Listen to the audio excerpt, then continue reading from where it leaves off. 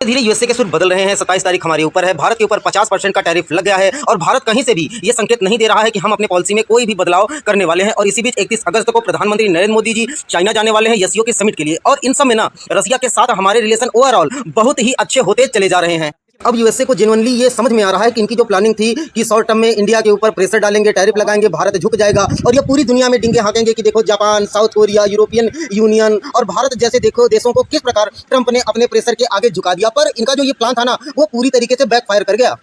ये भारत झुका नहीं और ना ही झुकेगा। और अब तो भारत को बहुत सारे देशों का समर्थन भी मिलना शुरू हो गया है। और अब अमेरिका को इस बात की टेंशन बहुत ज्यादा है कि जिस तरीके से भारत उठ खड़ा हुआ उस तरीके से अगर बाकी देश उस उठ खड़े हुए तो अमेरिका का क्या होगा। क्योंकि आप सभी जानते हो, जर्मनी हो, चाहे आपका फ्रांस हो, चाहे रूस हो, ये ओपनली बोल रहे हैं कि कोई बात नहीं, अगर अमेरिका अपने मार्केट का एक्सेस आपको नहीं दे रहा है तो आप अपने सामान हमारे देश में बेचो। और आज के समय यूएसए की यही सबसे बड़ी चिंता है।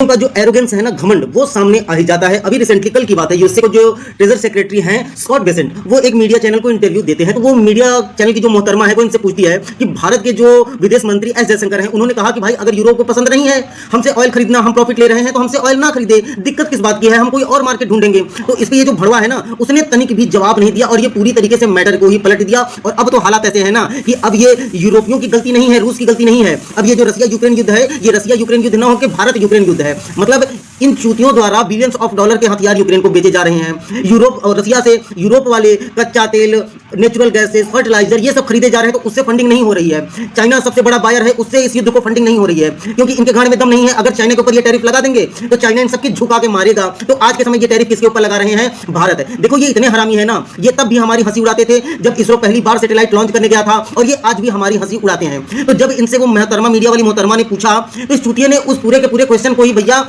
साइड लाइन कर दिया। और इसका उस समय अगर आप मुंह देखते हैं ना तो ऐसा लगता है कि स्कॉट बेसेंट की कोई मार के चला गया है और अब वो अपने छेद पे तेल लगा रहे हैं। फिर उसके बाद उस मोहतरमा ने पूछती है कि भारत ये ट्राई कर रहा है कि ब्रिक्स देशों के साथ अपनी खुद की अलग करेंसी रूपी में ट्रेड करेगा। तो ये भड़वा बोलता क्या है कि देखो इंडियन रूपी इस समय अपने रिकॉर्ड टाइम